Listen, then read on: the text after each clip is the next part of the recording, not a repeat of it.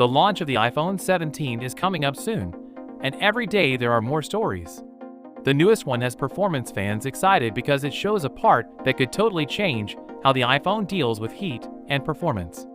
There is a good chance that this news will make some people really want to buy the iPhone 17 Pro Max. There is a picture online that seems to show the iPhone 17 Pro Max's vapor chamber cooling system. This picture was posted by a leaker on X, and while they don't have the best track record, the part looks very real.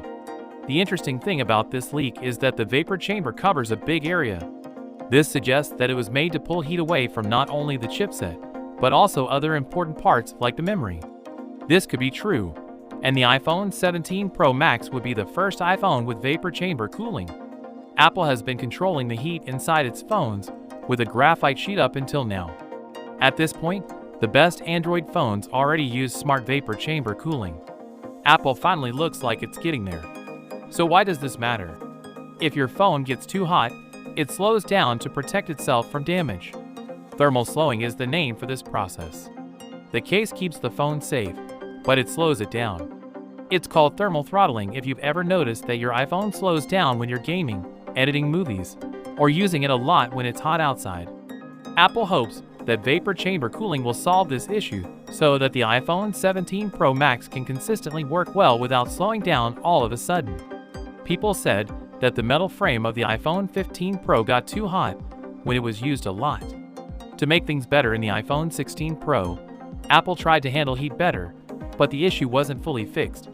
Now, with the iPhone 17 Pro, Apple is likely to move away from titanium and back to an aluminum frame.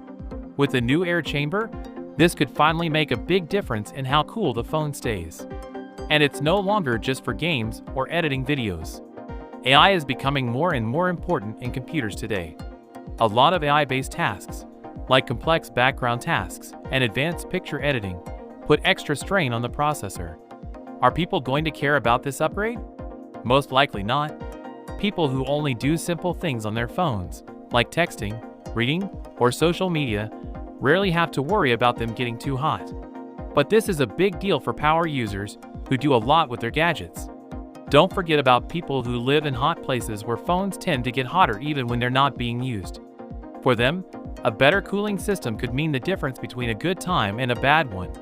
It's interesting that some stories say this new cooling system might only be in the iPhone 17 Pro Max.